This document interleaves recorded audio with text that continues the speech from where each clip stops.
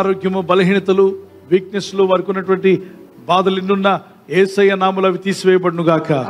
మీకు ఆఖరిలో greeting card పంపిస్తాను. మరి తల్లులందరి కొరకు ప్రార్థన చేస్తున్నాం. Happy Mother's day.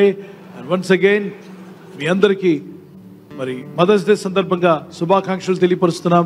దేవుని దయలో, దేవుని కృపలో మీరు వర్ధిల్లుచు, మీ పిల్లలు, మీ ఇంటి వారందరూ కూడా రక్షణలోకి రావాలని మీరు కోరుతున్నారు. మీ ప్రార్థనలకు జవాబులు యేసయ్య అధికారం గల నామములో వచ్చును గాక. అనారోగ్యంతో బలహీనత ఇళ్ళ దగ్గర ఉన్న తల్లులకు స్వస్థత, ఆరోగ్యం యేసు నామములో ప్రసాదించబడును గాక. ఆమేన్. చిన్న పల్లవి పాడుకుందాం. తల్లిలా లాలించును మన యేసయ్య ప్రేమ అంత గొప్పది. ఆమేన్. Please be seated. కూర్చోండి. ఆఖరిలో మీ గ్రీటింగ్ కార్డ్ పంపిస్తారు.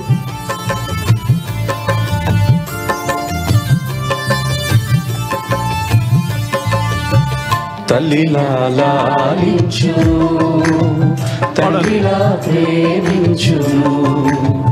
తల్లిలా లాలించును, తండ్రిలా ప్రేమించును. అందరూ పాడాలి కలిసి. ముదిమి వచ్చు వరకు ఎత్తుకొని ముద్దాడును, చంక పెట్టుకొని కాపాడును. యేసయ్య తల్లిలా లాలించును, తండ్రిలా ప్రేమించును. తల్లిలా లాలించును, తండ్రిలా ప్రేమించును.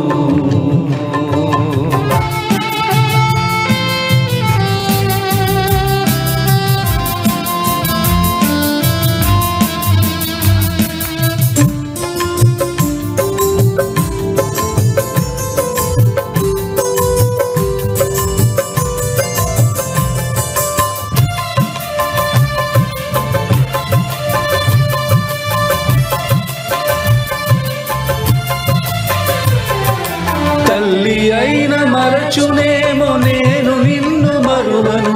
చూడుము నా అరచేతులలో నిన్ను చెక్కి ఉన్నాను.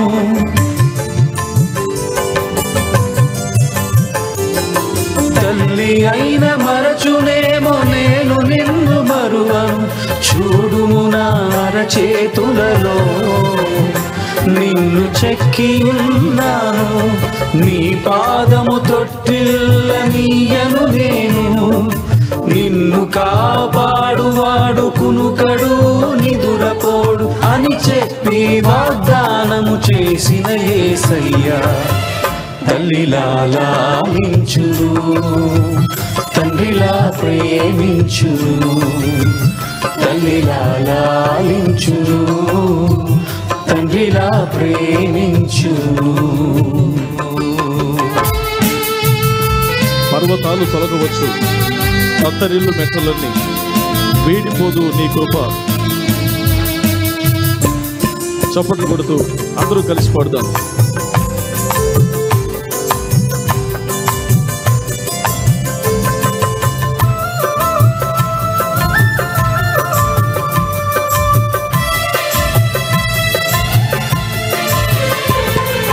పర్వతాలు తొలగవచ్చు, తత్తరిల్లు మెట్టలన్నీ వీడిపోదు నా కృప నీకు. నా నిబంధన తొలగవు,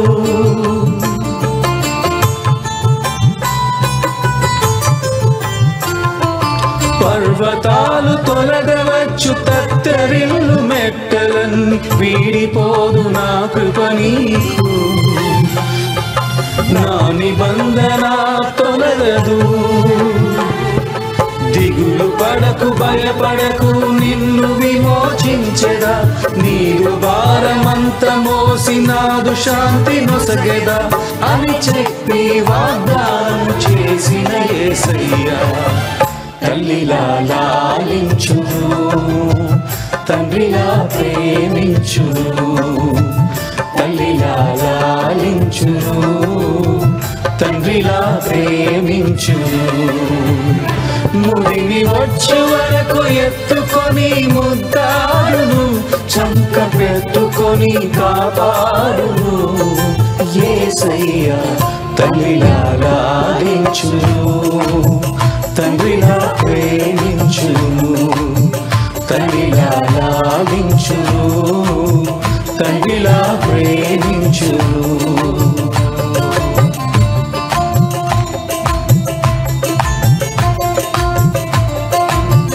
యేసయ్యా నీ ప్రేమకే స్తోత్రమని చప్పట్లు కొట్టడానికి స్తోత్రాలు.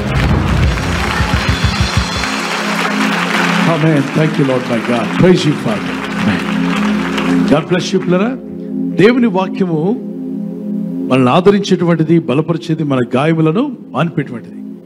ఈరోజు ఆ సందేశాన్ని విందాం. సిద్ధంగా ఉన్నాను వారి దేవునికి స్తోత్రం చెప్పండి. పెన్ డైరీ తీసుకోండి, మీ డైరీ రెడీ చేసుకోండి. Listen to this message. I'm sure God will bless you.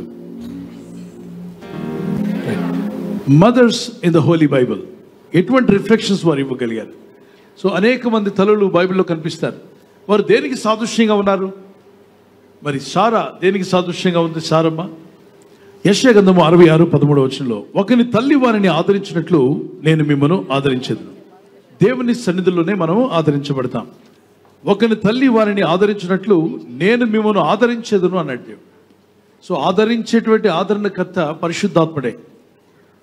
అక్కడ దేంతో పోల్చాడు? దేవుడు నిన్ను ఆదరిస్తాను అన్నదాన్ని నీకు గుర్తు చేయడానికి నీ తల్లి ప్రేమతో పోల్చాడు. అక్కడ ఒకని తల్లి వారిని ఆదరించినట్లు అంటే చిన్నతనంలో ఏడుస్తున్నప్పుడు, గుక్కబట్టి ఏడుస్తున్నప్పుడు, నువ్వు కింద పడి ఏడుస్తున్నప్పుడు, ఆకలితో అలమటించిపోతున్నప్పుడు నిన్ను ఆదరించింది ఎవరు?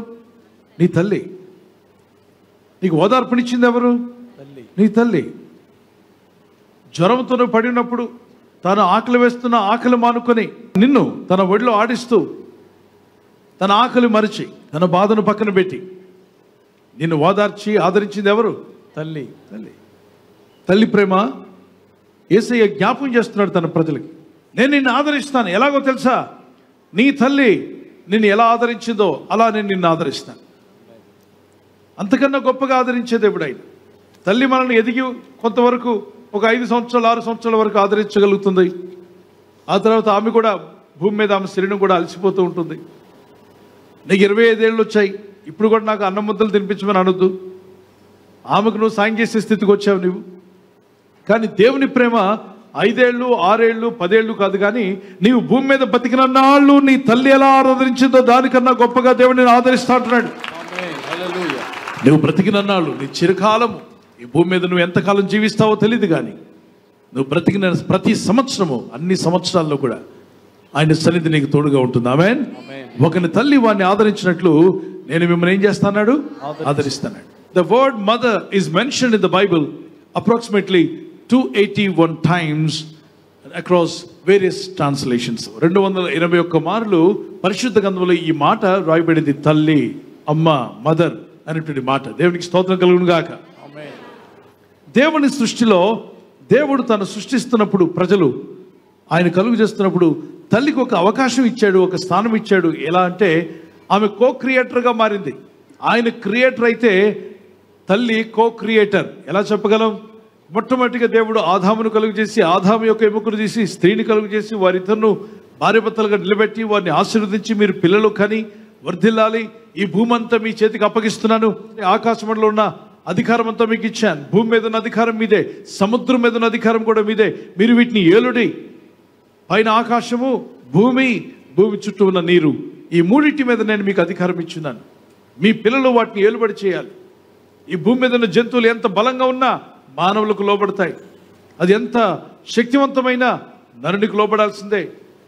ఆ బలమైన జీవి ఎంత తెలివైందైనా నరునికి లోబడాల్సిందే. ఎందుకంటే నరులకు నేను అధికారం ఇస్తున్నాను. ఆకాశమందు, భూమి మీద, సముద్రం పైన దేవుడు మానవుని ఎంత ప్రేమించాడు అన్నది ఆ 1వ అధ్యాయం ఆదికాండం 28వ వచనం చదివితే మీకు అర్థమవుతుంది. ఆయన కలుగు చేసిన తర్వాత వారిని ఆశీర్వదించాడు, అద్భుతంగా దీవించాడు. ఆ దీవెనలో వారికి ఇచ్చిన అధికారం అద్భుతమైనటువంటి అధికారం. దేవుడు వారిని ఆశీర్వదించను.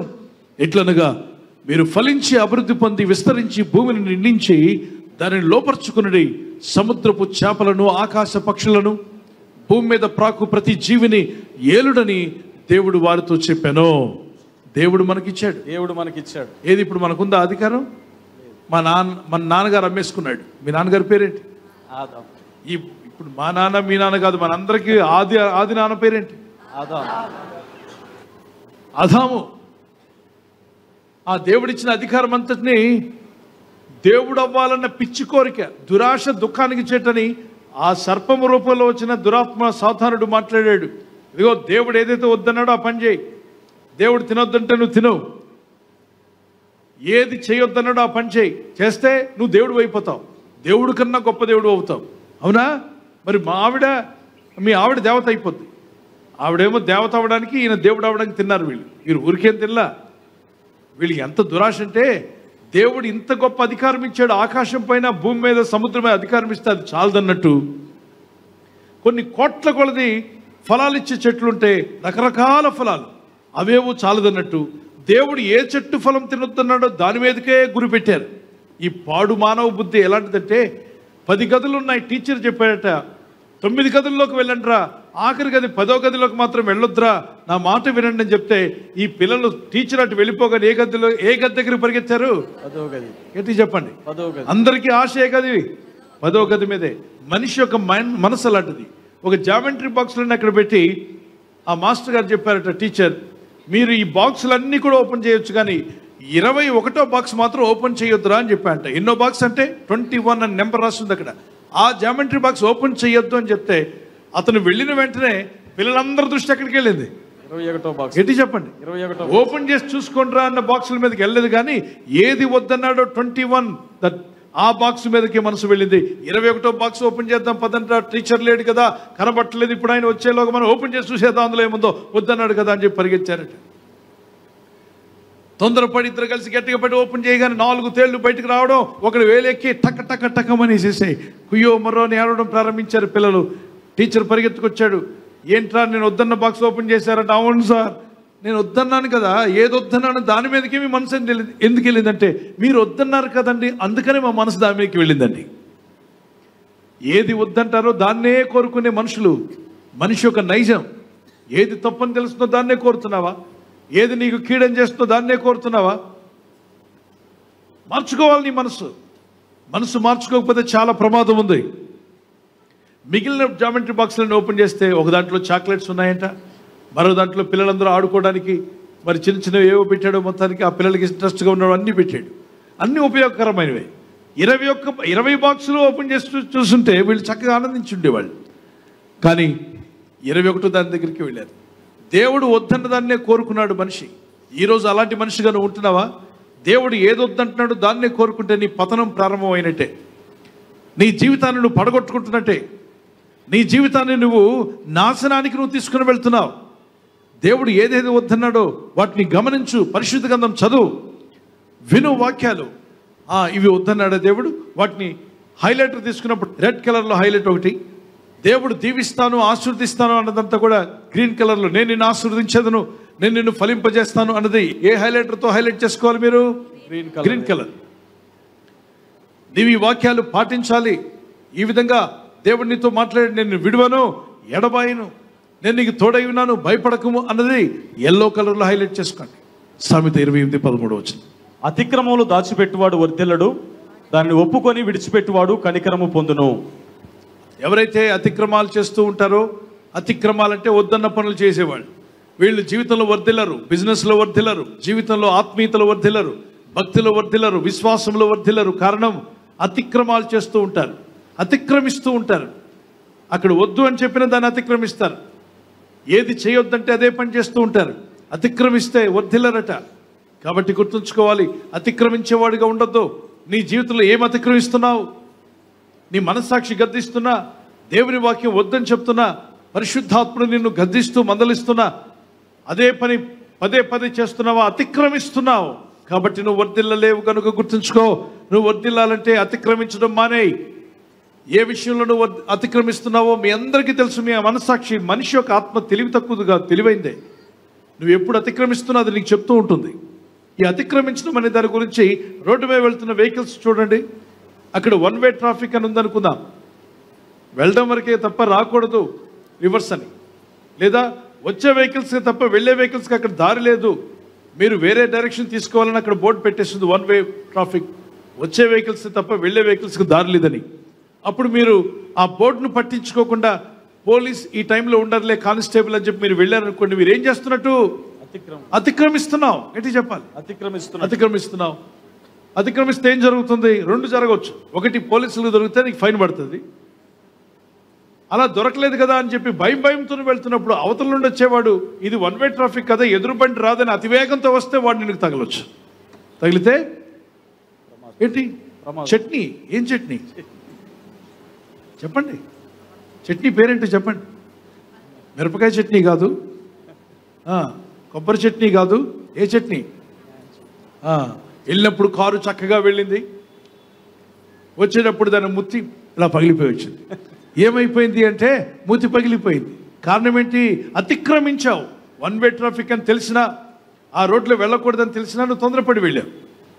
దొరికితే ఫైన్ పడింది, దొరకకపోతే ఎదుటి వెహికల్ తగిలి ఇబ్బంది పడాల్సి వస్తుంది. కనుక ఆయా సమయాల్లో ఎప్పుడైనా తొట్టిల్లినా దయచేసి అటువంటి పనులు మానుకోండి. అతిక్రమాలు ఎప్పటికైనా ఇబ్బంది పెడతాయి. జీవితంలో కూడా అంతే. ఆత్మీయతలో, భక్తిలో పిల్లలు అమ్మ నాన్నకు తెలియకుండా అతిక్రమించేటు పనులు చేస్తున్నావా? అది నీకు హాని కలుగుతుంది. నాన్న చదవమన్నాడు, అమ్మ చదవమంది, కానీ మొబైల్ ఫోన్ తీసుకొని చదువుతున్నట్టు నటిస్తూ నువ్వేనా చేస్తున్నావా? ఫోన్లో ఏమైనా చూస్తూ ఉన్నావా? వ్యర్థమైనవన్నీ కూడా. అయితే నువ్వు అతిక్రమిస్తున్నావు, నీ మనస్సాక్షిని అతిక్రమించావు, దేవుని గద్దింపులు అతిక్రమిస్తున్నావు, తల్లిదండ్రులను అతిక్రమిస్తున్నావు. కనుక నీకే నష్టం. అది నష్టాన్ని తెచ్చుకుంటున్నావు. అతిక్రమ క్రియలు విడిచిపెట్టమన్నాడు. ఒప్పుకొని విడిచిపెట్టువాడు ధన్యుడు. దేవునికి స్తోత్రం కలుగును గాక.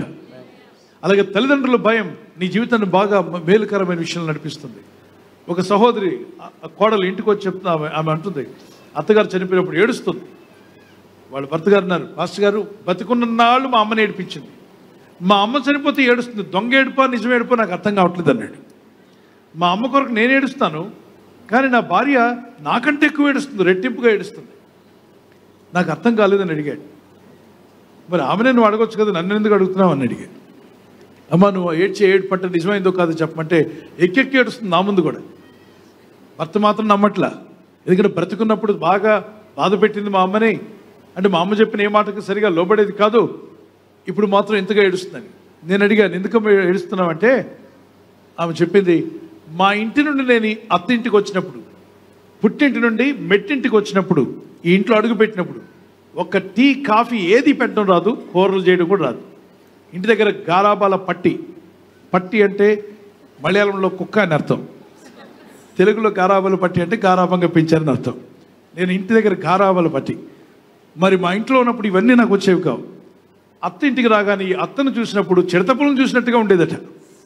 ఈ పని రాదా నీకు, ఆ పని రాదా, ఏం నేర్చుకున్నావు అని చెప్పి ఆమె అరిచే అరుపులకి భయానికి ఆమె దగ్గర మాట పడకూడదని సచ్చినట్టు నేర్చుకుందట. ఏంటి పనులన్నీ, ఈ టీలో కాఫీలో కూరలో అన్నమో ఆమె భయంతో నేర్చుకుంది. ఇప్పుడు ఆమె వెళ్ళిపోయిన తర్వాత అరే రే ఇల్లంతట్లో ఎవరి భయం వల్ల నేను ఇన్ని పనులు నేర్చుకున్నాను, అనేక పనులు వచ్చాట. ఇప్పుడు ఆ పనులన్నీ మా అత్త భయంతో నేర్చుకున్నాను, ఆమె ఉండుంటే ఎంత బాగుండని చెప్పి ఏడుస్తుంది. నిజమే, ఆమె వెళ్ళిపోయాక ఆమె విలువ తెలిసింది. దేవుని బిడ్డారా, కొందరు టీచర్స్ విలువ ఇప్పుడు తెలియకపోవచ్చు పిల్లలకి, తర్వాత కొంతకాలం తెలుస్తుంది. ఈరోజు నేను మీతో చెప్తున్నాను, పాస్టర్ గారి యొక్క భయం అంటే దైవ సేవకుడు నన్ను అడుగుతాడేమో, బైబిల్ చదివావా, ప్రార్థన చేసావా, దేవుని సన్నిధిలో మొరపెడుతున్నావా, దేవునికి ఇష్టంగా బ్రతుకుతున్నావా, ఏదైనా దోషాలుంటే ఒప్పుకొని విడిచిపెడుతున్నావా, దేవుని పిల్లల సహవాసం కలిగి ఉన్నావా, సహవాసానికి మానేస్తున్నావా, అమ్మో దైవజనుడు అడుగుతాడేమో అన్న భయం ఉన్నా కూడా ఆ భయంతో కూడా చర్చకు వచ్చి వాక్యం విని నువ్వు బాగుపడిపోయే అవకాశం ఉంది. దేవునికి స్తోత్రం కలుగును గాక. సో ఆ భయము తప్పు భయంగా తీసుకోవద్దు, భయపడి వణికిపోనక్కర్లా. నా దైవజనుడు నన్ను అడుగుతాడేమో నేను చర్చికి వెళ్ళకపోతే అనేనా నువ్వు వచ్చినప్పుడు ఆ విధంగా వచ్చే వాక్యం వినే అవకాశం ఉంది, నువ్వు వాక్యం చేత పట్టబడతావు. కాబట్టి ప్రతి ఒక్కరూ పెద్దల యొక్క భయం మేలే. భర్త భయం భార్యకు మేలు చేస్తుంది. నా భర్త గారు ఏదైనా అడుగుతాడేమో, పక్కింటి ఆవిడొచ్చి ముచ్చట్లు ఆడుతుంది, ఒకటే ముచ్చట్లు గంట సేపు. భర్త గారు ఇంటికి వచ్చే టైం అయింది అనుకోండి, ఎవడు పక్కింటి ఆవిడ ఇంపార్టెంట్ న్యూస్ చెప్తున్నా కూడా మీరు ఏం చేస్తారు, అమ్మో మా భర్త గారు వస్తున్నారని పరిగెత్తుకుని ఇంట్లోకి వెళ్ళిపోతారు. నీ మాటల తర్వాత సంగతి అని. అంటే ఆ భర్త భయం ఆ ముచ్చట్లు వెన్నయకుండా చేసిందిగా. దేవునికి స్తోత్రం కలుగును గాక. అలాగే భార్య భయం భర్తకు మేలు. ఎలా, ఎందుకు ఇంతసేపు చేసావు, ఎక్కడికి వెళ్ళావు, నీకు డ్యూటీ అయిపోయింది 5:30కి, 10:30 దాకా ఏం చేసావు, ఎక్కడికి వెళ్ళావు లెక్క అడుగుతుంది. లేనిపోయిన గొడవ, రాత్రంతా ముసురువాన, ఎక్కడికి వెళ్ళావో చెప్పని, ఈ బాధ నేను ఎక్కడ భరిస్తానని చెప్పి నేను ఎర్లీగా వెళ్ళాలి రబ్బాయి అని చెప్పి వెళ్ళిపోతాడు భర్త. దేవునికి స్తోత్రం. సో భార్య లెక్క అడుగుతుందన్న భయం భర్తకు కొంచెం మేలు చేస్తుంది. భర్త నన్ను అడుగుతాడేమో భయం భార్యకు మేలు చేస్తుంది. నాన్న అడుగుతాడేమో నన్ను సరిగా చదవలేదని అది ఆ బిడ్డకు మేలు చేస్తుంది. కాబట్టి మంచి భయాలు ఉన్నాయి, మంచి భయాలు కలిగి ఉండండి. పెద్దలు నన్ను అడుగుతారేమో, ఎస్. లేనిపోని కేసులు భయము, కొంతమంది పక్కింటి వాళ్ళ మీద గొడవ పడే ముందు పోలీసులు కనబడ్డారంటే నోరు మూసేసుకునే వాళ్ళు చాలామంది, పక్కింటి వాళ్ళ మీద కాలు దువ్వే వాళ్ళు చాలామంది ఉంటారు. ప్రతిరోజు గొడవ పడేవాళ్ళట. అతను వచ్చి నాతో బాధపడే, పాస్టర్ గారు ప్రతిరోజు గొడవ పడకుండా ఉండట్లేదు, ఏదో దానికి గొడవ పెడుతున్నాడు. చెత్త తీసుకొని డస్ట్బిన్ నా ఇంటి ముందు పెడతాడు అతను. మా కారు తీయకుండా బండి అడ్డం పెడతాడు. నాకు చాలా ఇబ్బందిగా ఉంది. నా ఇంట్లో అద్దుకున్న వాళ్ళు కూడా ఇబ్బంది పెడుతున్నాడు. నన్ను ఏం చేయమంటారు పాస్టర్ గారిని అడిగాడు. ప్రార్థన చేస్తున్నావా? ప్రార్థన చేస్తున్నానండి. అయితే దేవుని జ్ఞానం అడుగు. ఆ వీధిలో అద్దెకి తీయడానికి ఎవరైనా వస్తుంటే ఎవరైనా పోలీసులు వస్తారేమో, వాళ్ళకి ఇవ్వు, నీ ఇల్లు అని చెప్పాను. మంచి ఐడియా చెప్పారు పాస్టర్ గారు అని చెప్పాను. పోలీస్ స్టేషన్కి వెళ్ళి వాళ్ళకి తెలిసిన బంధువు ఎవరు ఉంటే స్టేషన్లో, మీలో ఎవరికైనా కొత్తగా ట్రాన్స్ఫర్ అయ్యి వస్తే మా వాడు ఉన్నాడు, ఆ ఇల్లు అద్దెకి ఖాళీగా ఉంది, తీసుకుంటారని చెప్పాడు. గంట కానిస్టేబుల్ ఒక ఆయన వచ్చాడు, అద్దెకి తీసుకున్నాడు. ఎవరింట్లో? ఈ పక్కింటి ఆయన రోజు గొడవ పెట్టాడు ఉన్నాడే, ఈ కానిస్టేబుల్ చూసినట్టే చెత్త వేయడం మానేశాడంటే. దేవునికి స్తోత్రం. కానిస్టేబుల్ చూసిన దగ్గర నుండి ఆ బండి అడ్డం పెట్టడం మానేశాడు. ఎవరితో భయపెట్టాలో వాళ్ళతోనే భయపెట్టాలి. కొందరు దేవునికి భయపడరు, వాక్యానికి భయపడరు, లాఠీకి భయపడతారు. కాబట్టి వారికి ఆ లాఠీ ద్వారానే దేవుడు బుద్ధి చెప్పును గాక. మరికొంతమందికి వాక్యం అంటే భయం ఉండదు, దైవజనుడు అంటే భయం ఉండదు, సువార్త అంటే భయం ఉండదు, పెద్దలన్నా భయం ఉండదు, ఎవరన్నా భయం ఉండదు.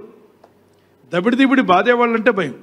కాబట్టి వాళ్ళు దొరుకుతారు ఏదో ఒక రోజు, ఆ రోజున కానీ వాళ్ళకి భయం రాదు. కాబట్టి దేవుని బిడ్డలారా, మరికొందరు ఐసీయూలోకి వెళ్ళేదాకా దేవుడు అంట ఇష్టానుసారంగా బ్రతికే వాళ్ళతో అంట, ఇదిగో నేను ఎన్ని చెప్పినా నువ్వు వింటలా, నీ ఇష్టానుసారంగా బతుకుతున్నావు, ఐసీయూ అంటాడంట. ఎవరు? దేవుడు గట్టిగా చెప్పండి. దేవుడు ఐసీయూ అన్నాడట. ఏంటే రాత్రి దేవుడు కల్లో ఐసీయూ అంటున్నాడు అంటే నువ్వు ఇష్టానుసారంగా తిరుగుతున్నావుగా, తాగొద్దంటే తాగుతున్నావు, తిరగొద్దంటే తిరుగుతున్నావు, నోరు పారేసుకుంటున్నావు, అందరితో గొడవ పడుతున్నావు. కాబట్టి రాత్రి కల్లో దేవుడు అన్నాడు నీతో ఏమని, ఐసీయూ అన్న రెండో రోజే మనోడు ఐసీయూలో అడ్మిట్ అయ్యాడు. అప్పుడు కానీ అర్థం కాలమ్మో, దేవుని మాటలు చాలా గట్టివేనే, దేవుడు చాలా బలవంతుడు, ఐసీయూ అన్నాడు. అన్న రెండో రోజే ఎక్కడున్నాడు ఈయన? ఐసీయూలో. ఏ వార్డులో? ఏ సెషన్లో? హాస్పిటల్కి వెళ్తే జనరల్ వార్డులో లేడు, కానీ ఎక్కడున్నాడు? ఐసీయూలో ఉన్నాడు. దేవుని బిడ్డలారా అని చెప్పి ఐసీయూలో ఉన్న వాళ్ళందరూ దేవునికి విరోధులని చెప్పి నేను అన్నాను. కానీ భయపడవద్దు, లోకానుసారంగా భయానికి జీవించవద్దు, కానీ దేవుని యందు మంచి భయం కలిగి ఉండండి. భక్తి పట్ల అంటే ప్రార్థన, భక్తి, విశ్వాసము, దేవుని పట్ల ఉన్న భయం మనల్ని బాగు చేస్తుందని వరకు గట్టిగా దేవునికి స్తోత్రం చెప్పగలరా? హల్లెలూయా. లోకానికి భయపడాలా? లేదు. ఎవరికి భయపడాలి? దేవునికి. చేతి గట్టిగా చెప్పండి. దేవునికి భయపడాలి. రోగాలకు భయపడాలా? మరి ఎవరికి భయపడాలి? దేవునికి. చేయి పైకి రావాలి. దేవునికి భయపడాలి. God bless you. లూకాసు వార్తలో కోడి తన రెక్కలు చాపి తన పిల్లలను చేర్చుకున్నట్టుగా నేను మిమ్మల్ని పిలవడానికి వచ్చాను. యెరూషలేమా, దేవుని పిల్లలరా, నా రెక్కల కిందకు రండి, నేను మిమ్మల్ని కాపాడుతానని పిలుస్తున్నాయట. కోడి తన రెక్కల కిందకు తన పిల్లలను చేర్చుకున్న రీతిగా నేను వచ్చాను, కానీ మీరు నా రెక్కలను, నేను పిలిచిన పిలుపును నిర్లక్ష్యం చేశారు. గెద్దొచ్చి కోడి పిల్లలను తన్నుకెళ్ళేటప్పుడు తల్లి తన ప్రాణం పోతున్నట్టుగా పోరాడుతుంది కోడి. దాన్ని ఎగరలేనప్పటికీ బలవంతం పుంజుకొని ఎగురుతుంది ఆకాశంలోకి తన పిల్లలను రక్షించుకోవడానికి. యేసయ్య కూడా నేను రక్షించడానికి ఆ విధంగానే తన సమస్తాన్ని త్యాగం చేశాడు. యెరూషలేమా, యెరూషలేమా, కోడి తన పిల్లలను తన రెక్కల క్రింద ఎలాగో చేర్చుకున్నాడో అలాగే ఎన్నో మార్లు నేను మీ పిల్లలను చేర్చుకున్న వాళ్ళని ఇండి ఉంటుంది కానీ మీరు ఒళ్ళకపోతిరి, మీరు వింటలేదు నా మాట. రెక్కలు చాపి కోడి తన పిల్లలను ఎక్కడికి పిలుస్తుంది? గట్టిగా చెప్పండి. రెక్కల క్రింద. ఏది ఇలా రెక్కలు? కోడిని ఎప్పుడు చూడలేదా? ఎప్పుడు పిలుస్తుంది పిల్లల్ని? అపాయం జరుగుతుంది, అపాయం, ప్రమాదం వచ్చినప్పుడు, గెద్దో, కాకో, పాము వస్తున్నప్పుడు పిల్లలందరినీ దగ్గరికి పిలుస్తుంది. ఆ పిల్లలన్నీ దగ్గరికి వచ్చేస్తాయి. రెక్కల కింద దాచేసుకుంటుంది. దాచుకునేది ఒక్కటే కనబడుతుంది. ఎవరు లేరు ఇక్కడ, ఏదైనా పోరాడాలంటే నాతో పోరాడండి. ఇప్పుడు దాకా ఉన్నారుగా పిల్లలు 1/2 డజన్ మంది. ఏరి డజన్ కావచ్చు, 1/2 డజన్ కావచ్చు, డజన్ కావచ్చు, వాళ్ళు లేరు ఇక్కడ. పోరాడితే నాతో ఫైట్ చేయి, నా పిల్లలతో కాదు. మీరు పోరాడాల్సింది నాతో, నా పిల్లలతో కాదంటుంది. రెక్కల కింద పిల్లలను చేర్చుకుంది. ఈరోజు దేవుని బిడ్డ, దేవుని విశ్వాసం ఉంచి ప్రార్థిస్తున్నావా? దేవుని నమ్మిక ఉంచి ప్రార్థిస్తున్నావా? నీ మీద దాడి చేయడానికి వస్తున్నప్పుడు ప్రభు తన రెక్కలతో నిన్ను కప్పి వారితో అంటాడు, నువ్వు దాడి చేయాల్సిన నా పిల్లలతో కాదు, నాతో, నా బిడ్డలతో కాదు, నువ్వు దాడి చేయాల్సిన నాతో అంటాడు. ప్రభుని ముందు నిలబడతాడు. నీ తల్లి నేను ఎంత ప్రేమతో కాపాడిందో కదా, ఆపదల్లో, కష్టాల్లో, బాధల్లో, ఇబ్బందుల్లో నీకు జ్వరంగా ఉన్నప్పుడు, నువ్వు అనారోగ్యం పాలైనప్పుడు, నువ్వు తినలేకుండా పడినప్పుడు ఆమె తన ఆకలి మానుకొని ఆమెకు ఆహారం ఉన్నా తినకుండా ఈ విధంగా వేదంతో దుఃఖంతో పిల్లలను కాపాడుకోవడానికి ఎన్నో ప్రయాసలు పడింది. ఇక్కడ తప్పు చేసిందట, ఆ చిన్న కుక్క పిల్ల వైరు పీకేసింది. ఆ వైరును పాడు చేస్తే ఆ కుక్క పిల్లను కొట్టడానికి వెళ్ళాడు వానరు.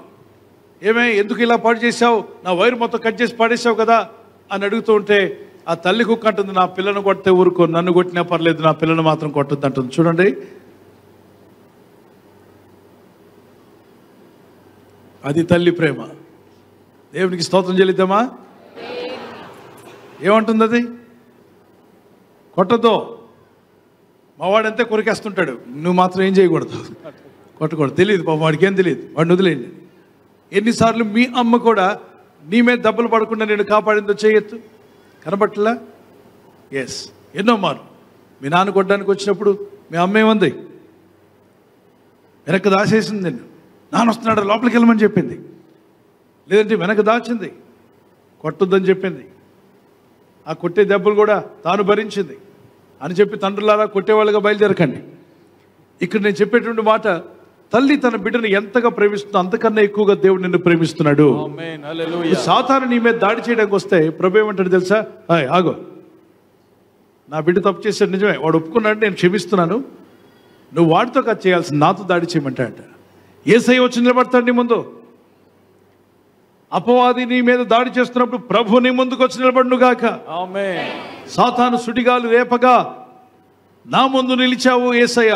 సాతాను సుడిగాలు రేపుతూ ఉంటాడు, నీ జీవితాన్ని ఇబ్బంది పెట్టాలని, దుఃఖపరచాలని, వేదనపరచాలని, నీ తప్పిదాలు కూడా చూపిస్తూ ఉంటాడు. నీ అపరాధములు, నీ అతిక్రమాలు చూపించి వీడు ఇలాంటోడు, ఈమె ఇలాంటిది కాబట్టి వీళ్ళ మీదకి శాపాలు రావాలన్నప్పుడు యేసయ్య ఎదుర్కొంటాడట నిలబడి, నా బిడ్డ శాపాలని నేను సిలువలో భరించాను, నా కుమారుడిని ముట్టడానికి వీళ్ళు, నా కుమార్తెను ముట్టడానికి వీళ్ళు, నిన్ను ముట్టువాడు నా కనుగుడ్డును ముట్టినట్టే అన్నాడు. అంతగా దేవుడు నిన్ను ప్రేమిస్తేందుకు చప్పట్లు కూడా దేవునికి స్తోత్రం చెల్లించు. బైబిల్లో ఉన్నటువంటి ఆదాము అవ్వలో అవ్వ దేనికి సదృశ్యంగా ఉందో త్వరగా చూద్దాం, రాసుకోండి. అవ్వ దేనికి సూచిస్తుందంటే మానవ జాతి యొక్క ప్రారంభము, అలాగే మానవులందరికీ తల్లిగా అవ్వ అక్కడ నిలబడి ఉంది. తర్వాత మరొక వ్యక్తి గురించి కూడా చూద్దాం. సారా దేనికి సదృశ్యంగా ఉంది? అబ్రహాం యొక్క భార్య అయినటువంటి సారమ్మ. సారా విశ్వాసాన్ని, దేవుని వాగ్దానాల నెరవేర్పును సూచిస్తుంది. ఇది 5వ అధ్యాయం గలతీ పత్రికలో ఉంటుంది. రిఫరెన్సెస్ కూడా మీరు రాసుకోండి, ఆ తర్వాత మీరు చదవచ్చు. 12వ అధ్యాయం ఆది కాండంలోను, అలాగే గలతీ పత్రిక 5వ అధ్యాయంలో. Sarah symbolises faith and God's fulfilment of promises. దేవుని యొక్క వాగ్దానాల నెరవేర్పుకు ఆమె సాదృశ్యంగా కనిపిస్తుంది. 3వదిగా రాసుకున్నట్టు Hagar symbolises strength and resilience. Hagar బలాన్ని మరియు స్థితిస్థాపకతను సూచిస్తుంది.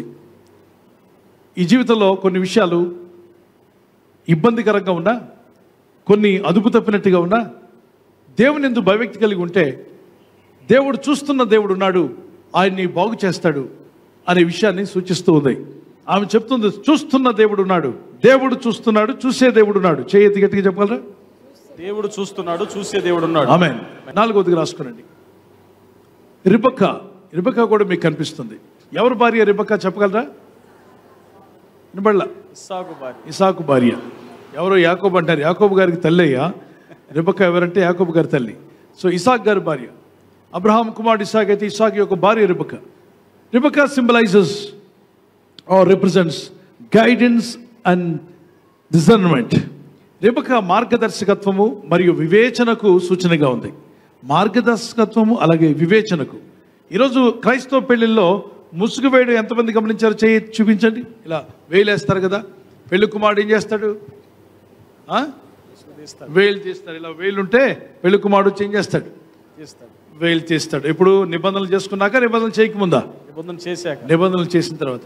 ఈ మధ్య పెళ్లి కుమార్తెలు అంటున్నారట, మాకు వేలు గీలు వద్దు, మేము డైరెక్ట్గా వస్తాం, గుడ్ల గొప్పలాగా అందరం చూస్తుంటాం. మధ్యలో సెల్ ఫోన్లో కూడా చూస్తుంటా, హాయ్ హీ హూ హూ అని. ఓ పెళ్లి కూతురు ఫోన్నే చూసుకుంటుంది. వాడు బ్రతుకు జీవుడు అన్నట్టుగా వాడు ముఖంలో రక్తం చుక్కలేదు, పెళ్లి కొడుకు మొహంలో సైగ చేస్తున్నాడు, వద్దు అందరూ చూస్తున్నారు, ఫోన్ చూడొద్దంటే ఇది ఊరుకుంటుందా? పిడుగు, చిచ్చర పిడుగు, గారాబాల పట్టి. ఫోన్ చూసుకుంటూనే ఉంది, ఫోన్లో ఆన్సర్ చేస్తుంది, మాట్లాడుతుంది, మెసేజ్లు పెడుతుంది. పెళ్లి కూతురు అన్న సంగతి కూడా మర్చిపోయింది. మరి ఆ పాస్టర్ గారు అడిగారు, అమ్మ వెయిల్ లేదంటే వెయిల్ పీకి పారేసిందట. ఇంక వీడి జీవితంలోకి ఎంటర్ అవ్వగానే అయిపోద్ది. ఎవరో ఒక అతను అన్నారు, మానవులను, మనిషిని, మగవాణ్ణి దేవుడు మట్టి నుండి చేశాడట, స్త్రీని భూమి మీద ఉన్న సకలమైన జీవుల్లో ఉన్నటువంటి గుణాలన్నిటితో చేశాడట. ఎలాగూ అంటే కాకి గోల, ఇక అవన్నీ నేను చెప్పాలనుకోవట్లేదు. కోకిల ఈల, కోకిలాగా పాటలు పాడగలరు, కాకిలాగా గోల్ చేయగలరు. చెప్పుకుంటూ వెళ్తే చాలా ఉన్నాయి. ఇప్పుడు అవన్నీ నేను చెప్పడానికి పెళ్లిలో చెప్పుకుందాం. ఇక్కడ దేవుని వాక్యం చెప్తుంది, దేవుడు మానవుని ఎంతగానో ప్రేమించి మట్టి నుండి చేశాడు, స్త్రీని ఎముక నుండి చేశాడు, స్త్రీలను ఎముక నుండి చేశాడు. అయితే దేవుని గుణాలతోనే స్త్రీలు ఉంటారు, అలాగే ఉండాలని దేవుడు కోరాడు. మరి భయభక్తి కలిగిన స్త్రీని దేనితో పోల్చాడు దేవుడు? ఆమె ధన్యురాలు అని చెప్పబడుతుందట. యెహోవాయందు భయభక్తి గల స్త్రీ కొనియాడబడుతుంది అనండి ఒకసారి గట్టిగా. యెహోవాయందు భయభక్తులు గల స్త్రీ కొనియాడబడుతుంది. యెహోవాయందు భయభక్తి కలిగిన స్త్రీ కొనియాడబడుతుంది. ఆమె పిల్లలు లేచి అమ్మ నువ్వు ధన్యురాలువు అని చెప్తారట. కాబట్టి నీ పిల్లలు వచ్చి నీ దగ్గర అమ్మ నువ్వు ధన్యురాలువు అని చెప్పే విధంగా నువ్వు జీవించాలి. భర్త వచ్చి అంటాడట, అనేక మంది ప్రతివ్రత ధర్మాన్ని పాటించారు కానీ వారందరినీ మించిన ప్రతివ్రతవు నీవు అని నీ భర్త చెప్తాడట. అటువంటి అద్భుతమైన గుణాలు అక్కడ కనిపిస్తాయి. సామెత 31, 32 వచనాలు మీరు చూడవచ్చు. సామెతలు 31, 30 నుండి 31 వచనం వరకు. సో అద్భుతమైనటువంటి ఆత్మీయ విషయాలు ఆ తల్లికి దేవుడు ఇచ్చి ఉన్నాడు. అందము వ్యర్థము, సౌందర్యము మోసకరము, యెహోవాయందు భయభక్తి కలిగిన స్త్రీ కొనియాడబడుతుంది. చదవండి. అందము మోసకరము, సౌందర్యము వ్యర్థము. అందము మోసకరము, సౌందర్యం వ్యర్థము, యెహోవాయందు భయభక్తులు కలిగిన స్త్రీ కొనియాడబడదు. యెహోవాయందు భయభక్తి కలిగిన స్త్రీ ఏం చేయబడుతుందట? కొనియాడబడు. అందుకే భయభక్తి కలిగిన స్త్రీగా ఉంటే నువ్వు కొనియాడబడతావమ్మా. అందమ చందాల మీద కంటే కూడా భయభక్తి మీద ఎక్కువ మనసు పెట్టమన్నాడు. సో భక్తి మీద, ప్రార్థన మీద నువ్వు మనసు ఉంచినప్పుడు నీ పిల్లల కొరకు ప్రార్థిస్తావు, భర్త కొరకు ప్రార్థిస్తావు, కుటుంబం కొరకు, కనుక నీవు కొనియాడబడతావు, దేవుని చేత దీవించబడతావు. నీ ఇంటి వాళ్ళు నువ్వు ధన్యురాలు అని చెప్తారు. భార్య దొరికిన వారికి మేలు దొరికెను అనండి. భార్య దొరికిన వారికి మేలు దొరికెను. కొంచెం గట్టిగా. భార్య దొరికిన వారికి మేలు దొరికెను. ఆమేన్. Praise the Lord. Hallelujah. So భక్తి కలిగి జీవించు. నీ భార్య దేవుని యందు భయభక్తి కలిగినప్పుడు ఆనందించు. ఆమె ప్రార్థించే స్త్రీ అయితే సంతోషించు. చర్చికి రమ్మని పిలుస్తుందా? సంతోషించు. దేవుని యందు భక్తి కలిగి ప్రార్థించే వ్యక్తిగా ఉంటే సంతోషంగా ఆమెను పట్ల, ఆమె కొరకు ప్రార్థించే వ్యక్తిగా ఉండు. ఆమె చెప్పినట్టుగా వినది, నీకు మేలు, నీ క్షేమం కలుగుతుంది. కాబట్టి భార్యను తక్కువగా చూడొద్దు. నీకు మేలు కొరకు దేవుడు ఇచ్చినాడు. ఆమెను తోలనాడడం, ఆమెను బాధ పెట్టడం, ఆమెను అవమానపరచడం, ఆమెను దుఃఖపరచడం, ఆమెను వేదన పడితే, ఆమె వేదన పడి ఏడుస్తుంటే అది చూసి ఆనందించడం, అది పిచ్చానందం. అది నీకు నీవే హాని చేసుకుంటున్నావు. కాబట్టి నీ భార్యను ప్రేమగా చూసుకుంటే అది నీకు మేలు కలుగుస్తుంది. ఆమె నీకు మేలు కొరకే దేవుడు ఇచ్చాడట. దేవునికి స్తోత్రం కలుగును గాక. రేచెల్, రాహేలు ఎవరి భార్య? యాకోబు గారి భార్య. Rachel symbolises love and longing, ప్రేమకు, అలాగే దీర్ఘశాంతము కలిగి, లేదంటే దీర్ఘకాలము ప్రేమతో గడపడానికి, కుటుంబంగా కలిసి ఉండడానికి ఒక సాదృశ్యంగా ఆమెను చూపించాలి అంతవరకే. కానీ అంతకంటే మించి ఆమె తీసుకొచ్చినట్టు వాళ్ళ తండ్రి ఇంట్లో తెచ్చిన బొమ్మలను తెచ్చుకున్నట్టుగా మీరు తెచ్చుకోవద్దు.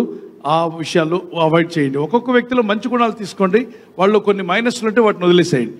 లేయా, ఈమె కూడా మరి మంచి భక్తురాలు, ప్రార్థన చేసిన దేవుని దగ్గర మొరపెట్టింది. Acceptance and finding beauty. ఇంకో మాటలు చెప్పాలంటే భౌతికమైన అందచందాల కంటే కూడా ఆత్మీయమైన అందచందాలు కలిగిన వ్యక్తి ఎవరు? లేయా. ఆత్మీయంగా భక్తురాలు, మంచి దేవుని యందు పట్టుదల కలిగిన స్త్రీ, ప్రార్థించే వ్యక్తి, తన భర్త కొరకు, పిల్లల కొరకు బాగా ప్రార్థించి తన కుటుంబాన్ని నిలబెట్టుకోవడానికి ఎన్నో ప్రార్థనలు చేసింది. మరి దేవుని యందు భయభక్తి కలిగి ఉంది. దేవుడు ఆ విధంగా నీ కుటుంబాన్ని దీవించునుగాక. రాసుకునండి. 7వదిగా మరి మరొక వ్యక్తి మనకు కనిపిస్తుంది. జకోబెద్ అన్నప్పుడు ఈమె ఎవరి తల్లి?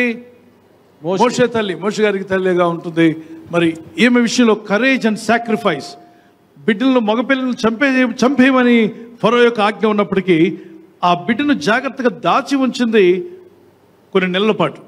ఇక ఆ తర్వాత బిడ్డను దాచి ఉంచలేను, మగ శిశువు అని తెలిస్తే వచ్చి చంపేస్తారు, పుట్టిన వెంటనే చంపేశారు, ఈ బిడ్డను కూడా చంపేస్తారేమని తెలుసుకొని ప్రార్థించిన ఆమె గొప్ప ధైర్యంతో ఒక జనపనారతో ఒక తొట్టిని చేసి ఆ తొట్టిలో ఆ బిడ్డను పడుకోబెట్టి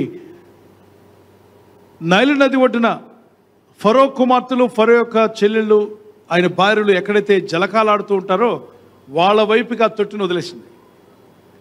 ఆ తొట్టి కొట్టుకుని వెళ్తే, దేవా కనికరించు, నా బిడ్డను నువ్వే కాపాడు, వాళ్ళు కూడా స్త్రీలే కదా, నేను ఒక స్త్రీని తల్లిగా ఉన్నాను, తల్లి ప్రేమ కలిగి ఒక స్త్రీని ఆమెను లేవనెత్తమని ప్రార్థన చేసినట్టుంది. నా బిడ్డను కాపాడే విధంగా, నా బిడ్డను ప్రేమించి ఒక తల్లిగా ఒక స్త్రీని ఎంచుకో ప్రభు అని. అక్కడ చిన్న తొట్టి వెళ్ళడం గమనించిన ఒక స్త్రీ అంటుంది, ఏంటిది ఏదో చిన్న తొట్టి ఉన్నట్టుగా ఉంది అని దగ్గరికి వెళ్ళి చూస్తే అందులో చిన్న బాబు ఉన్నాడు.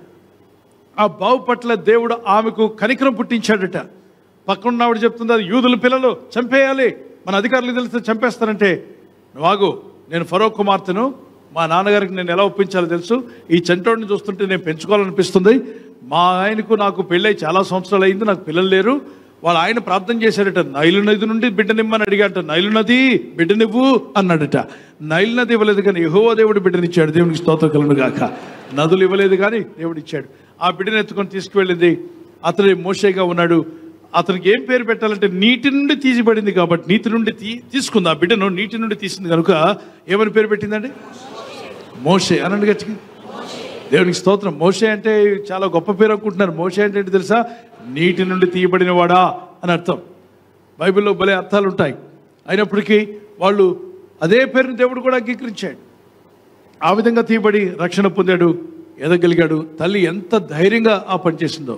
ఆయన కుమార్తె అంటే ఆమె యొక్క కుమార్తె మిరియాము ఆ తల్లి పంపిస్తుందమ్మా, నీ తమ్ముడు వెళ్ళిపోతున్నాడు కదా, నువ్వు వెళ్ళు, దారిన ఆ జనపనారుల పక్క నుండి, ఆ జమ్ము పక్క నుండి నడుచుకుంటూ వెళ్ళు, నీటి పక్కన కనబడకుండా వెళ్ళు. ఒకవేళ ఎవరైనా మన తమ్ముడిని తీసుకుంటున్నాడు అనుకో, నీ తమ్ముడిని, అప్పుడు చెప్పెళ్ళి, ఈ బిడ్డకు పాలు ఇవ్వగలవా నువ్వని అడుగు. ఆమె బిడ్డలు ఎప్పుడు కనలేదు కాబట్టి పాలు ఇవ్వలేనని చెప్తుంది. పాలిచ్చే తల్లిని పిలిచిరమ్మంటారు ఎవరైనా అని చెప్పి అడుగు. ఓకే అంటే నేనే వెళ్తాను, వెళ్ళి ఆ బిడ్డకి ఏమి ఇస్తాను? పాలు ఇస్తాను. వెంటనే ఆ బిడ్డను ఎత్తుకున్నప్పుడు అటు ఇటు చూస్తుంటే ఈ పాప పరిగెత్తుకుంటూ వెళ్ళి, ఆంటీ నేను ఒక మాట చెప్పొచ్చా? సార్ మేడం అని చెప్పి పిలుస్తారు కదా ఆ రోజుల్లో, పిలిచినట్టుంది. మరి హిబ్రూ భాషలో ఏ భాషలో పిలిచిందో నాకైతే తెలియదు కానీ ఐగుప్తు ప్రాంతంలో ఉన్నటువంటి ప్రాంతంలో పిలిచింది. ఏంటమ్మా ఎవరు నువ్వు అంటే, ఆ బిడ్డ చంటి బిడ్డ కదండి. అవును చంటి బిడ్డే. మీకు తెలుసా ఈ బిడ్డ? నాకేం తెలియదు. మరి ఆ బిడ్డకు పాలు ఇవ్వగలవా ఆంటీ అని అడిగింది. పాలా? నేను ఇవ్వలేదమ్మా. అయితే పాలిచ్చే వాళ్ళని ఎవరిని పిలుచుకురమ్మంటారో? గొక్కబట్టి ఏడుస్తున్నాడు కదా, పాలిచ్చే ఆమెను తీసుకురమ్మంటారా? తీసుకురా. మరి ఎంత ఇస్తావు జీతం అని అడిగిందట. జీతమా? మాకేం తక్కువ, ఎంతైనా ఇస్తాను. వాడికి పాలిచ్చి వాడిని జాగ్రత్తగా ఆలించి పాలించి ఇంటికి వెళ్ళిపోవచ్చు. అలాంటి తల్లి ఎవరిని తీసుకురా పాలిచ్చే తల్లి అంటే, డైరెక్ట్గా ఈ అమ్మాయి వీళ్ళు ఎవరిని తీసుకొచ్చింది? వాళ్ళ అమ్మనే తీసుకొచ్చింది.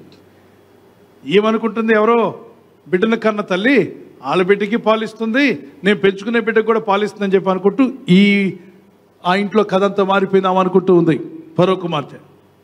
సో రోజు రావడం, పాలిచ్చి వెళ్ళడం, బిడ్డను ఆలించడం పాలించడం అంతా తల్లి చేసుకుంటుంది. దేవా ఎంత గొప్ప ద్వారం తెరిచావు, నా కొడుకు నేనే ఎత్తుకుంటున్నాను, అది రాజుగారింటిలో, రాజభవనంలో. అక్కడ వాళ్ళు పెట్టి ఆహారం తింటూ, అమ్మ పాలు ఇవ్వాలి కదా, మంచి ఆహారం తిను. ఇప్పుడు తల్లికి ఆహారం వచ్చింది, బిడ్డకు ఆహారం వచ్చింది. మార్గం లేని దగ్గర మార్గం చూపువాడు నీ దేవుడు, ద్వారం లేని దగ్గర ద్వారం తెరిచేవాడు. ఎక్కడ దారి లేదంటున్నావు అక్కడే దారి చూపిస్తాడు. నీ కుమారుడికి నీ బిడ్డలకు దారి చూపగలిగిన గొప్ప దేవుడు. తల్లిగా ప్రార్థిస్తున్నావు, నా బిడ్డలకు ఎవరు దారి చూపిస్తారు, ఎవరు రికమెండేషన్ చేస్తారని. దేవుని రికమెండేషన్ ఉంటే నీ బిడ్డలు పైకి రాబోతున్నారు. ప్రార్థించు, నీ ప్రార్థనకు సహాయం రాబోతుంది. నీ ప్రభు నీ ప్రార్థన వింటున్నాడు నమ్మితే దేవునికి స్తోత్రం చెప్పగలరా? Look to the screen. Hannah మనకు కనిపిస్తుంది బైబిల్లో. Hannah symbolises prayer and dedication.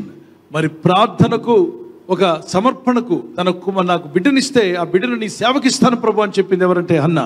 ప్రభు నాకు పిల్లలు లేరు, ఒక్క బిడ్డనివ్వు, ఒక కుమారుడిని, ఆ కుమారుడిని నీ సేవకు ఇచ్చేస్తాను. పాలు మరిచిన తర్వాత, అంటే పాలు తాగేంతసేపు నా బిడ్డను ఉంచుకుంటాను నా దగ్గర.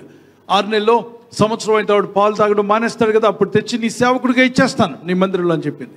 మరి దేవుడు ఆ మొక్కుబడి అంగీకరించాడు. 1 సమూయేలు 1:15 నుండి 26 వచనం వరకు ఆఖరిలో ప్రభు అద్భుతంగా ఆమెకు సహాయం అనుగ్రహించి కుమారుని దయచేశాడు. ఎన్నో ఏళ్లుగా పిల్లలు లేని వారు ప్రార్థించి మొక్కుబడి చేసుకుంటే ఆమె బిడ్డను పొందగలిగింది. దేవుడు అయిన ప్రభు నా ప్రార్థన విన్నాడని చెప్పింది. దేవునికి స్తోత్రం. Praise the Lord. హల్లెలూయా. తర్వాత మరొక వ్యక్తి గురించి కూడా చూద్దాం. మేరీ. మనకు తెలుసు బైబిల్లో ఉన్నటువంటి మరీలు ఎంతోమంది, but we see Mary symbolises purity and obedience. దయాప్రాప్తురాలు, పరలోకం నుండి దిగి వచ్చిన దూత. అమ్మా మరియా, నువ్వు దయాప్రాప్తురాలువి, దేవుని దయ పొందిన స్త్రీవి, దేవుని దయ పొందినటువంటి కుమార్తెవు. ఇదిగో నువ్వు కన్యకగా ఉన్నావు, నువ్వు కుమారుని కంటావు. నరులను రక్షించడానికి నరరూపిగా మానవుడు రూపంలో మనుషుడుగా దేవుడు రాబోతున్నాడు ఈ లోకానికి. అయితే నీ గర్భమును ఆయన ఎంచుకున్నాడు ఆయన ఈ లోకానికి రావడానికి. వెంటనే ఆమె దేవుని చిత్తమే జరుగును గాక అని చెప్పింది. అయితే ఆమెకు డౌట్ ఉంది, నాకు పెళ్లి కాలేదు కదా, ఇంకా నేను పురుషుని కలవలేదు, భార్య భర్తగా మగటి కాలేదు, మాకు బిడ్డలు ఎలా కలుగుతారంటే, యెహోవా ఆత్మ నిన్ను కమ్ముకున్నాడు. ఆత్మ అంటే కంటికి కనిపించదు. ఆత్మ నిన్ను కమ్ముకున్నప్పుడు నీ గర్భంలో శిశువు కలుగుతాడని చెప్పాడు. అంటే ఏంటి అర్థం? పరిశుద్ధాత్ముడు అద్భుతంలో చేయగలిగిన వాడు, ఆశ్చర్యాలు చేయగలిగిన వాడు, లేని వాటిని సృష్టించగలిగిన వాడు. అనండి గట్టిగా, లేని వాటిని సృష్టించగలిగిన. అంటే తండ్రి అయిన దేవుడు పలికిన ప్రతి మాటను సృష్టించేది ఎవరంటే పరిశుద్ధాత్ముడే. సో లేని వాటిని కలుగు చేయవాడు ఎవరు? పరిశుద్ధాత్మ. ఆమె లోపడింది, విధేయురాలుగా ఉంది. దేవుని వాక్యానికి విధేయురాలుగా ఉంటున్నావా? ఒక స్త్రీగా, ఒక కుమార్తెగా మరి ఎక్కడున్నా దేవుడు నీకు ఎంతో విలువిచ్చాడు. దయాప్రాప్తురాలా అని అనిపించే విధంగా నీ జీవితం ఉండాలి. దేవుని దయ పొందిన స్త్రీవమ్మా నీవు. దేవుని దయ, God's favour is upon your daughter, God's favour is upon your wife, God's favour is upon your mother అన్నట్టుగా నువ్వు జీవించాలి. It's a blessed life. Faith, strength, love, guidance, sacrifice, courage, prayer, redemption and obedience, and all these things symbolizes different mothers in the Holy Bible. విశ్వాసంలో మనం చూసినాం, మరి విశ్వాసానికి, బలానికి, ప్రేమకు, మార్గదర్శకత్వానికి, త్యాగమునకు, ధైర్యమునకు, ప్రార్థనకు, విముక్తి మరియు విధేయత, వీటన్నిటికీ సాదృశ్యంగా తల్లులు కనబడతారు బైబిల్లో. మరి నీ జీవితంలో మీ తల్లి కూడా ప్రార్థించే తల్లిగా, నీ కొరకు సహాయం చేసే తల్లిగా, ఎంతో అద్భుతమైన తల్లిని దేవుడు నీకు ఇచ్చుంటే ఆమె పట్ల గౌరవం కలిగి ఉంటూ, ఒకవేళ అమ్మ రక్షించబడలేదా ప్రార్థన చేయి, ఇంకా క్రీస్తు ప్రేమను తెలుసుకోలేదా ప్రార్థించి ప్రభు సువార్తను ఆమెకు అందించు, ఆమె పట్ల ప్రేమను చూపించు. మా అమ్మ ప్రభుని నమ్మలేదండి అన్నట్టుగా అసహించుకున్నట్టుగా ఉండొద్దు. నువ్వు అందరి అన్నదమ్ముల కంటే కూడా నువ్వు ముందుగా వెళ్ళి అమ్మ పట్ల ప్రేమను చూపించు. అప్పుడు ఆమె అంటుంది, యేసుని నమ్మినోడే నాకు ఎక్కువ ప్రేమను చూపించాడు, యేసుబాబుని నమ్మిన నా కొడుకు నాకు ఎంతో ప్రేమను చూపించాడు, ఆమె చెప్పుకొని సాక్ష్యం ఇచ్చేలాగా ఉండాలి. దేవునికి స్తోత్రం కలుగును గాక. మదర్స్ డే రోజున పిల్లలందరూ వచ్చి అంటారంటే, చిన్నప్పుడు పిల్లలు చిన్నతనంలో ఏమని పేచి పెట్టారు, మీ అన్నదమ్ముల మధ్యలో గొడవ అయింది. ఎందుకని? అమ్మ మీద నా కాలు, అమ్మ మీద చేయదో, అమ్మ నాది, అమ్మ నాది, అమ్మ నాది అని చెప్పి పోటీ పడతారట చిన్నతనంలో. పోటీ పడలేదా మీరు? ఎంత మంచి పోటీ పడ్డారు? చేయొచ్చండి. అమ్మ నాది అన్నట్టు ఏం చేస్తుంది పక్కన్న పాప? నాది మా అమ్మ, అమ్మ నాకు, నా సొంతం, నా సొంతం అంటారంట. ఇద్దరు కలిసి పోటీ పడతారు. అమ్మ నా సొంతం అవ్వాలి, అమ్మ నాతోనే ఉండాలని. కానీ ఎదిగిన తర్వాత ఏం చేశారు చూడండి. ఎవరు మదర్? రే నీ తల్లిరా, నువ్వు చూసుకోవాలి, అమ్మ బాధ్యత నీది, అమ్మ బాధ్యత నీది. ఎదక్క ముందేమో అమ్మ నాకు, అమ్మ నా పక్షంగా ఉండాలని చెప్పి పేచి పెట్టి మరి అమ్మ తరపున నేను ఉండాలి, అమ్మ నాకే సొంతం, అమ్మ నాకే సొంతం అన్నారు. ఇప్పుడు ఎదిగిన తర్వాత అమ్మ నీకు సొంతం రా, నువ్వు చూసుకోవాలి, నువ్వు చూసుకోవాలి అంటున్నారు. ఇప్పుడు మనుషులు ఎదిగాక పాడయ్యారా, ఎదక్క ముందు పాడయ్యారా చెప్పాలి? మనుషులు స్వభావాలు మారిపోతున్నాయి. ఈ లోకమంతా కూడా అలాంటిదే. ఎదిగే కొలది మనుషుల స్వభావాలు, పాపం దగ్గరయ్యే కొలది లోకాన్ని, పాపము ఇవన్నీ మనిషిని మైమరిపింపు చేసి మోసంలో పడేస్తాయి, ఇటు భ్రమపరుస్తాయంట. ఆ భ్రమలోకి పోవద్దు. సాతాను భ్రమలో పడిన ప్రతి ఒక్కరు బయటికి రావాలి.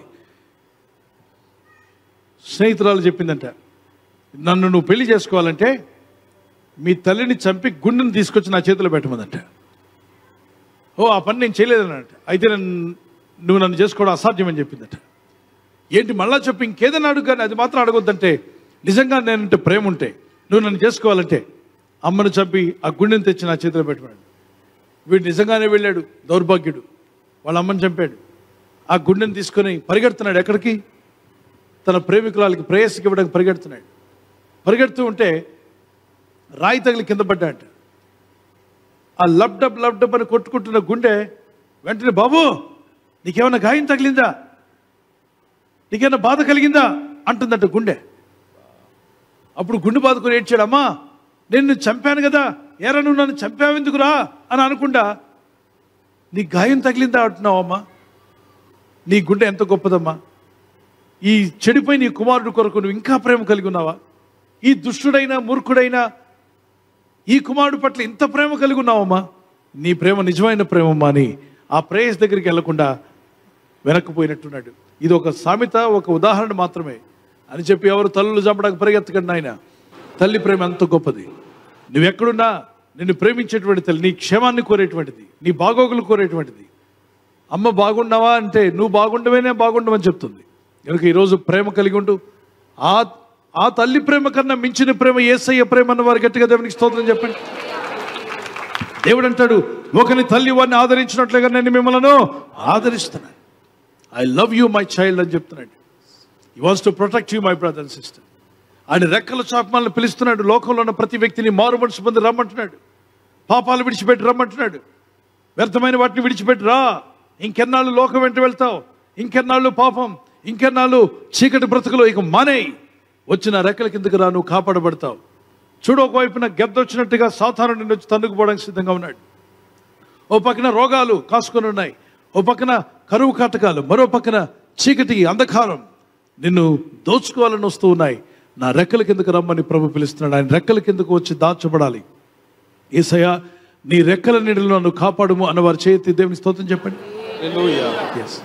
ఒక కుమారుడికి ఆడుకుంటూ ఉన్నారు పిల్లలు. తల్లి అక్కడ, ఆ ఇంటి వాళ్ళు, ఆమె అంతా కూడా ఏదో పని చేసుకుంటూ ఉంది.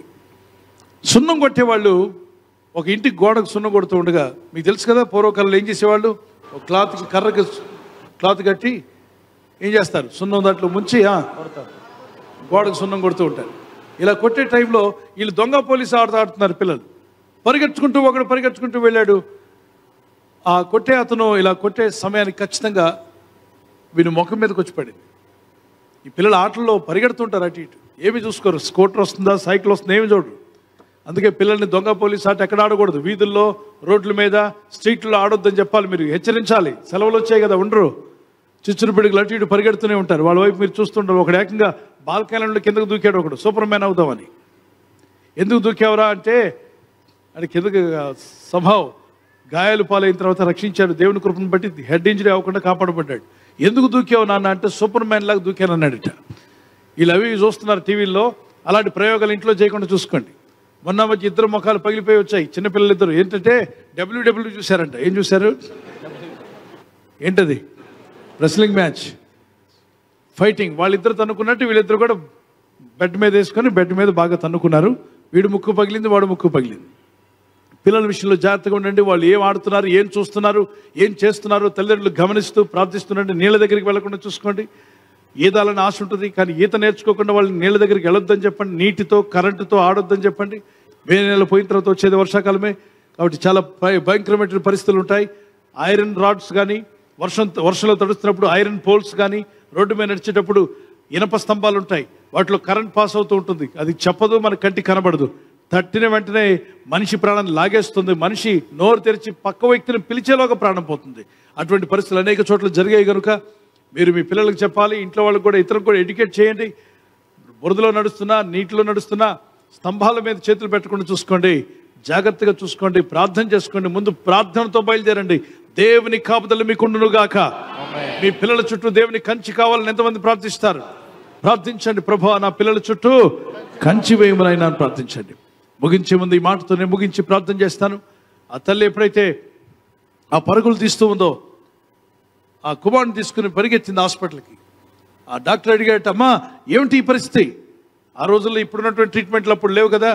ముఖమంతా సున్నం అయిపోయింది, కళ్ళు కాలిపోతున్నాయి. వాడికి ఏడుస్తున్నాడు. పరిగెత్తే టైంలో కళ్ళలో సున్నం వచ్చి పడింది. సున్నం కళ్ళలో పడితే ఏమవుతుంది చెప్పండి? ఎర్రగా కందిపోయి ఉన్నాయి. నీళ్లతో కడిగారు. ఆ తర్వాత మరి ఆ డాక్టర్కి ఏ ఆలోచన వచ్చిందో తెలియదు. నీళ్లు సున్నంలో వేస్తే ఏమవుతాయి? సున్నంలో నీళ్ళు వేస్తే ఏమవుతుంది చెప్పండి? ఉడుకుతుంది. చెట్టుకి సున్నం కొడదామని తీసుకొచ్చి సున్నం అంతా చిన్న తొట్టులో వేశాడు. దాని మీద 2 బిందెలు నీళ్ళు పోయి కానీ తొట్టి పగిలిపోయింది. ఆ సున్నం, పొడి సున్నంలో నీళ్ళు వేస్తే మండుతుంది. మరి వీడి నీళ్లతో కడిగితే ఇంకా కళ్ళు పోతాయేమో, రక్తంతో కడుగుతాను, కోడి రక్తమో మేక రక్తమో తీసుకురమ్మన్నాడట. మరి ఆ డాక్టర్కి ఏ ఆలోచన ఉందో తెలియదు ఆ రోజుల్లో. ఆయనకి ఎవరు నేర్పించారో? ఆ పల్లెటూరులో ఆమె పరిగెత్తింది. ఎక్కడికి వెళ్ళాలి?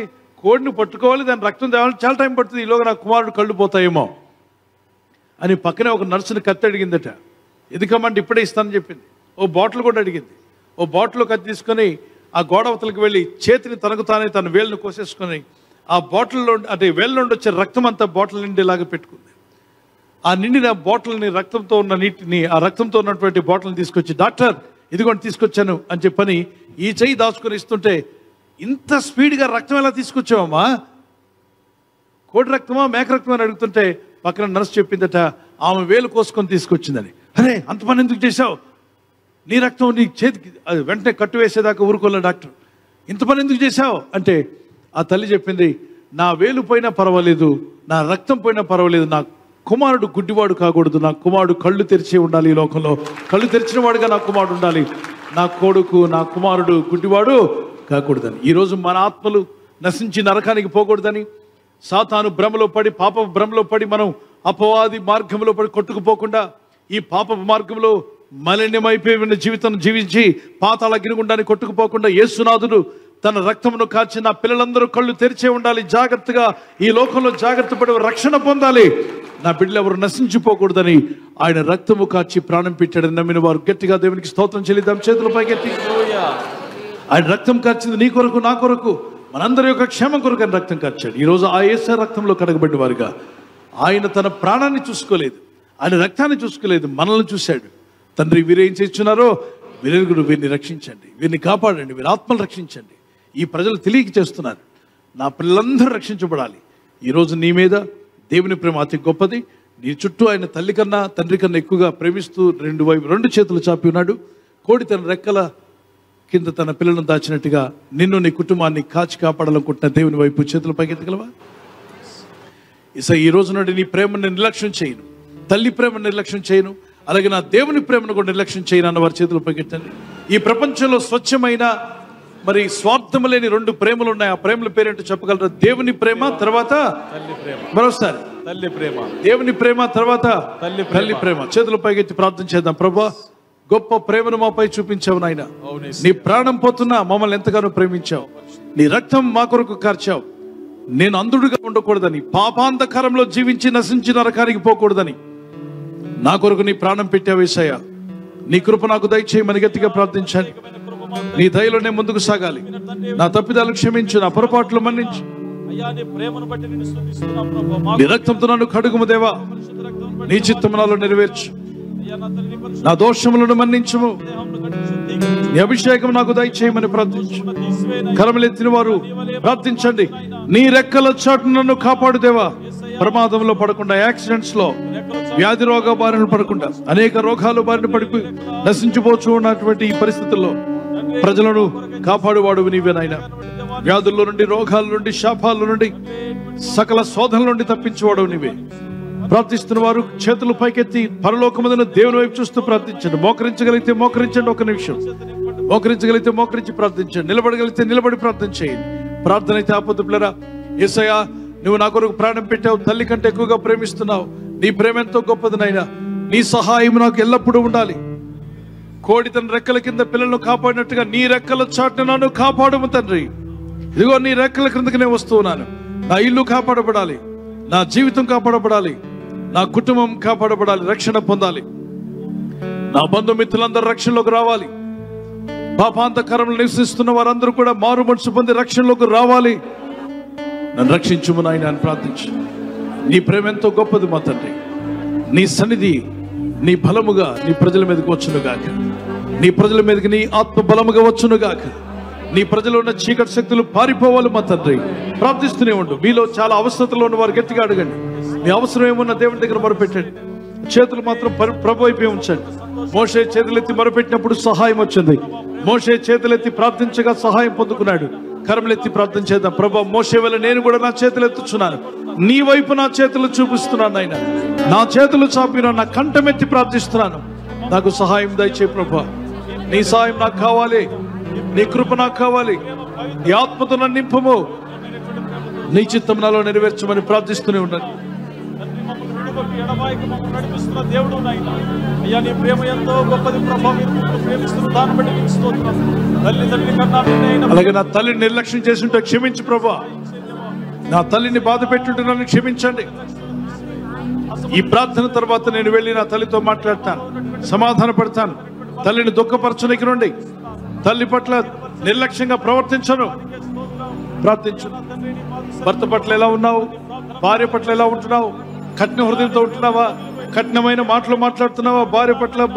భర్త పట్ల ఇప్పుడే మారు మనసు పొందు. తల్లిదండ్రుల మీద తిరగబడుతున్నావా? తల్లిని దూషించే వ్యక్తిగా ఉంటున్నావా? క్షమించమని అడుగు.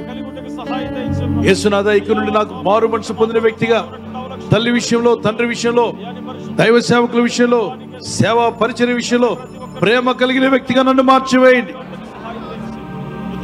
ప్రేమ కలిగిన నీ సన్నిధి వీరి మీదకి వచ్చునుగాక. ఒకని తల్లి వారిని ఆదరించినట్లుగా ఆదరిస్తా అని చెప్పిన యేసయ్య నామములో నీ ఆదరణ వీళ్ళకు వచ్చునుగాక. గట్టిగా ప్రార్థించేస్తూనే ఉందాం. చేతులపై దేవుని పరిశుద్ధాత్మ మిమ్మల్ని తాకడం నేను చూస్తున్నాను. ఆత్మదేవుడు మిమ్మల్ని దర్శిస్తున్నాడు. ఆ చీకటి వెళ్ళిపోతుంది. బలహీనులు బలవంతులు అవుతున్నారు. కృంగిపోయిన వారు లేవనెత్తబడుతున్నారు. ఆయన వచ్చాడంటే కార్యాలు జరిగించడానికి వస్తున్నాడు. ఆయన వస్తున్నాడంటే నీకు మేలు చేయడానికి వస్తున్నాడు. నీవు లేవనెత్తబడతావు. కృంగిపోయిన నీకు బలము, ఆరోగ్యము, సమాధానం నీ సొంతం అవుతుంది. విడుదలను పొందుకుంటున్నావు. చీకటి శక్తులు పారిపోవునుగా యేసు నామములో. నిన్ను వేధించే దురాత్మలు, అంధకార శక్తులు పారిపోవునుగాక. పరిశుద్ధాత్మ నీ మీదకి బలముగా దిగి వచ్చునుగాక. కృపతో నింపుము దేవా, కృపతో నింపుము నాయన. ఎక్కడున్న ప్రపంచంలో తల్లులందరినీ ఆదరించి బలపరిచి ఓదార్చండి. తండ్రులను జ్ఞాపకం చేసుకునండి.